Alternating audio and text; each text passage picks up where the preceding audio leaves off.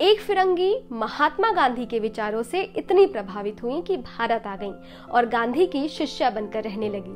हिंदी सीखा और स्वतंत्रता आंदोलन में कूद पड़ी। गांधी की राह पकड़ी और सत्य, अहिंसा और सत्याग्रह के रास्ते चल पड़ी। वो भी गांधी जी की तरह सादी धोती पहनती थी, सूत काटती और गांव-गांव घूमती थी। उनके त्याग और प्रेम को देखकर गांधी जी ने उनको नया नाम दे दिया। उस महान देशभक्त का नाम है मीराबेन, जो पहले मेडेलिन स्लेट थी। नमस्कार, मैं अदिति शाह। स्वागत है आप सभी का साहित्य तक के इस कार्यक्रम में, जहां हम मना रहे हैं जश्न आजादी के 75 सालों का जलसा।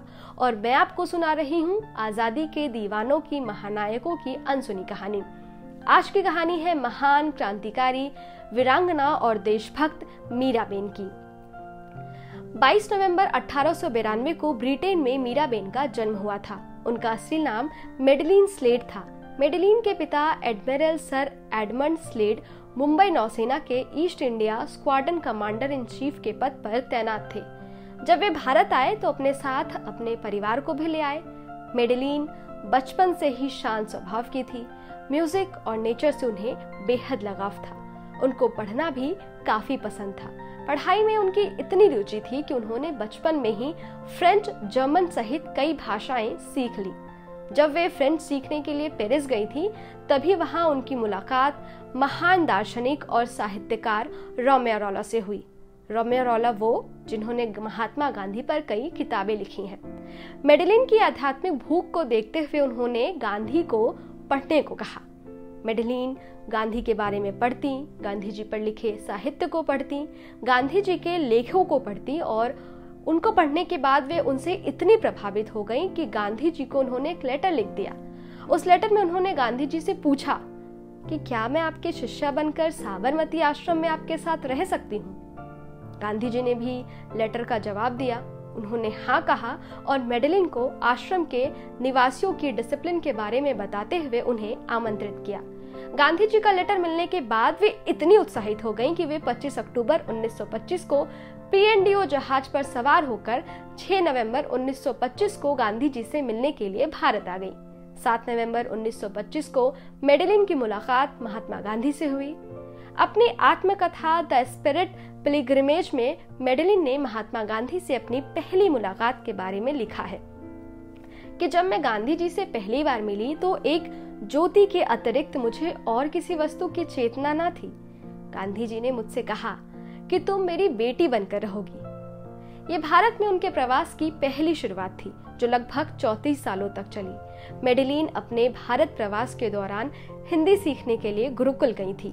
वे न केवल खान पान, रहन सहन और वेशभूषा से हिंदुस्तानी बन गई, बल्कि गांधी जी के सिद्धांतों को अपनाकर वे स्वतंत्रता संग्राम में कूद पड़ी। गांधी जी के विचारों को मानने वाली मेडेलिन स्लेड सादी धोती पहनती थी, सूत काटती और गांव-गांव घूमती थी। ऐसा करते देख ही गांधी जी ने उन्हें मीराबेन का नाम दिया और मेडेलिन से वे मीराबेन बन गई। मीराबेन जब भारत आई तो उस वक्त भारत में आजादी की लहर थी। आजादी की लड़ाई जोरों शोरों से चल रही थी। अंग्रेजी सरकार ने कांग्रेस को गैर कानूनी बताकर गांधी जी को गिरफ्तार कर लिया था। अखबारों पर सेंसर लगा दिया गया था। अंग्रेज अपनी मनमानी कर रहे थे। इन सबको देख मेडेलिन को काफी दुख हुआ। खुद एक अंग्रेज होते हुए भी उन्होंने अंग्रेजों के खिलाफ कई लेख लिखे और इसकी पूरी जानकारी उन्होंने दुनिया भर में भेजी। वे लगातार यंग इंडिया और हरिजन में लिखती रहीं, लेकिन मेडेलिन अंग्रेजों की नजर से नहीं बच पाई। लेख लिखने की वजह से उन्हें 3 महीने के लिए जेल भेज दिया गया।